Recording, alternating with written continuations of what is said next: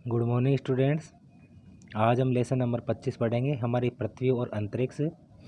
इसमें कल आपको मैं 24वां लेसन पढ़ा रहा था, लेकिन बोर्ड द्वारा जो 24वां लेसन है वो हटा दिया गया है, तो हम उसको नहीं पढ़ेंगे। लेसन 25 जो है उसको हम अध्ययन करेंगे।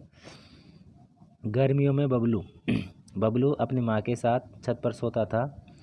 बबलू माँ से बोला, आकाश में बहुत सारे छोटे छोटे तारे टिमटिमाते हुए दिखाई दे रहे हैं। चंद्रमा भी चमकता हुआ गोल सुंदर दिख रहा है। आकाश में कुछ तारे तो बहुत ज़्यादा चमक रहे हैं, कुछ कम चमक रहे हैं। माँ ये बताओ, ये दिन में कहाँ चले जाते हैं? तो रात में जो तारे जो चमकते रहते हैं उनको देखकर बबलू कहता है कि ये दिन में तो दिखाई नहीं देते, दिन में कहाँ चले जाते हैं? तो आप जानते हो, जो सूर्य का प्रकाश होता है, उस सूर्य के प्रकाश के कारण जो तारे होते हैं वो दिन में नहीं दिखाई देते हैं।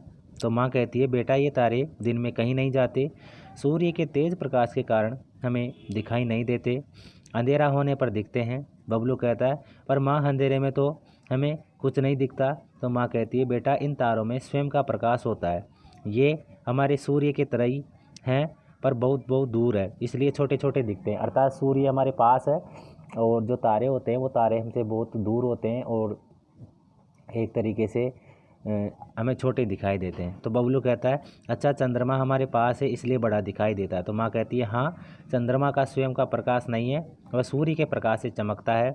तो फिर बबलू प्रश्न करता है कि माँ देखो, तारों में एक तारा अत्यधिक चमक रहा है और कुछ तारे तो ऐसे लग रहे हैं जैसे कुछ लाइन में जमे हों, ऐसा क्यों? तो फिर माँ कहती है, वह अत्यधिक चमकता हुआ तारा ध्रुव तारा है, जो कि हमेशा उत्तर दिशा में होता है। और वो देखो, 7 तारों का जो क्रम है वह सप्तऋषि मंडल के नाम से जाना जाता है। अर्थात आकाश में जो 7 तारों का समूह होता है उसे सप्तऋषि मंडल के नाम से जाना जाता है।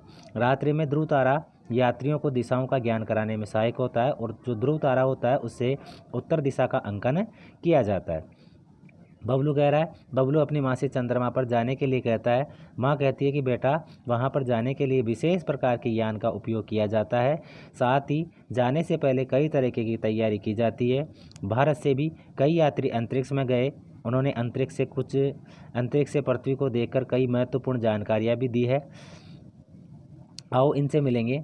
तो ये जो अंतरिक्ष की यात्रा करने वाले कुछ लोग हैं, राकेश शर्मा सर्वप्रथम अंतरिक्ष पर जाने वाले भारतीय अंतरिक्ष यात्री हैं। भारत की तरफ से अंतरिक्ष यात्रा करने वाली महिलाएं कल्पना चावला, सुनीता विलियम्स। नीचे इन अंतरिक्ष यात्रियों के फोटोग्राफ दिए गए हैं, देखिए, ये राकेश शर्मा है और ये कल्पना चावला है और ये सुनीता विलियम्स है। इसके बाद हम देखेंगे कि जो अंतरिक्ष यात्रा की तैयारी करेंगे तो उसके लिए अलग तरह के भोजन करने की तैयारी करनी पड़ेगी। विशेष प्रकार की अवस्था में कार्य करना, गुरुत्वाकर्षण बल के अभाव में रहना, अत्यधिक दाब व भारहीनता में रहना, ये सभी तैयारियां हमें करनी पड़ती है। देखिए हमारा सौरमंडल, ये देखिए किस तरीके से हमारा सौरमंडल है। ये सूर्य, बुध, शुक्र, पृथ्वी, मंगल, बृहस्पति, शनि, अरुण, वरुण, ये ग्रहों के क्रम दिए गए हैं।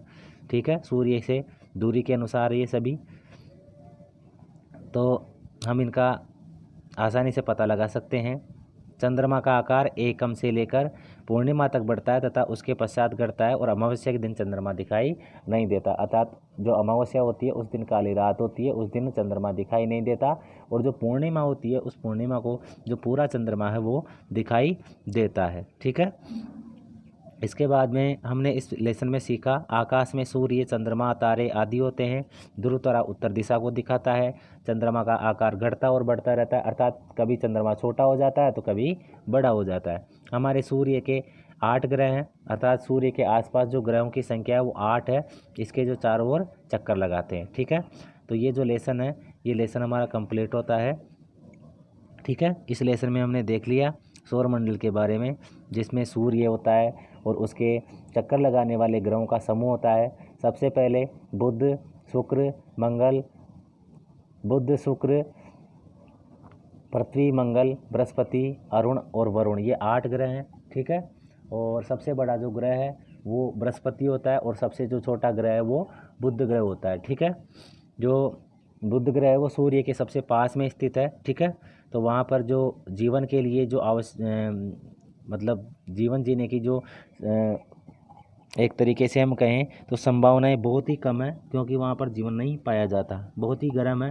ठीक है, तो वहाँ पर नहीं रह सकते। पृथ्वी एक ऐसा ग्रह है जहाँ पर जीवन के लिए कुछ संभावनाएं हैं, जिनके माध्यम से हम यहाँ पर रह रहे हैं। ठीक है, तो ये जो लेसन है हमारा 25वां, ये हमारा कंप्लीट होता है।